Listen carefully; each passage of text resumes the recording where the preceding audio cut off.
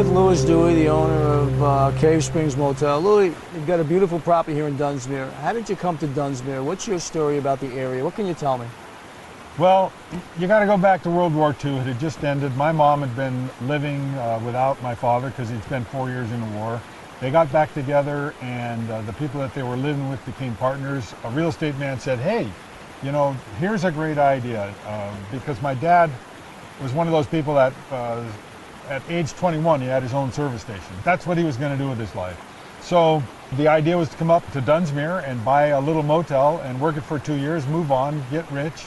And it's now 2012 and we're all still here because I guess it was a slow winter. In any case, I was born in '47. So I came here because I was born here. So you know quite a bit about the area and its history, I would imagine then. Yeah, I'm actually an authority on orally imputed empirical evidence, meaning I've heard a lot of stories, a lot of stories. Tell me about some of these stories that you might have, you want to share with us. The one that always sticks in my imagination is one of the earliest fables that I ever heard about, or stories or whatever. But anyway, my parents would talk, and I would overhear them talking about people who had gone into a cave and never come back. And then finally, and I don't remember the guy's name, but he actually went into the cave, and years later he walked out. He was crazy and white-haired. I've always wondered, you know, where that cave was, and I decided that, well, that was probably Pluto Cave. And I've never gone down into Pluto Cave, based on that story, but also because there's no lights down there. It's a long ways. In this area specifically, are there any caves or entrances that you know of that people have hiked into or talked about where they found where maybe phenomenal evidence might have occurred? There are huge numbers of caves around this area.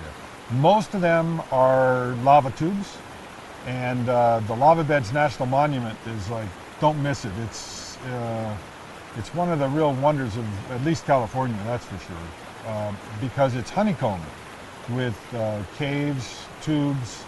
They've got an incredible exploratory cave that's all lit up, and it talks about all the different features of caves. But there are still caves in the lava beds that people haven't found, that are unexplored. Between here and there, if you go on that's on the north side of the mountain. As you work your way to the west side of the mountain, there's more lava tubes. Pluto Cave is one of those lava tubes. There's several other caves that we used to be able to just stop on right alongside the road, go down and walk into. They have those all blocked off now. People are more fearful today than they used to be, and they don't want to be liable and whatever. They're trying to get other people from being injured. There are a bunch of not so extravagant caves, but like Cave Springs. Cave Springs is named because we have a cave. You can walk in the Cave Springs. It's probably no bigger than like your kitchen or anybody else's kitchen. It's just a little cave. You can walk in and walk all around it, and you're done. I mean, it's there. But one time, I did have a very enjoyable story and a very fun experience.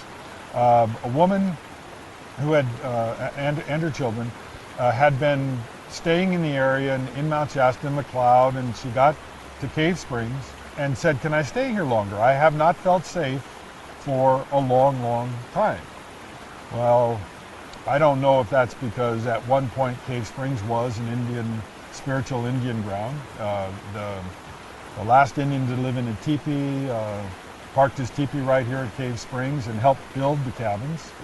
And she said that, well, one of the reasons I feel safe is because I found your cave and I could see the gargoyles that were symbolic protecting the cave, because when the world was populated with spirits and people and we could move back and forth between the realms, this was a portal into the spirit world. as the world accepted that less and less, why then the portal got tighter and tighter and closed up. She says, I can tell it hasn't been used in many, many years. But nevertheless, she still felt safe here.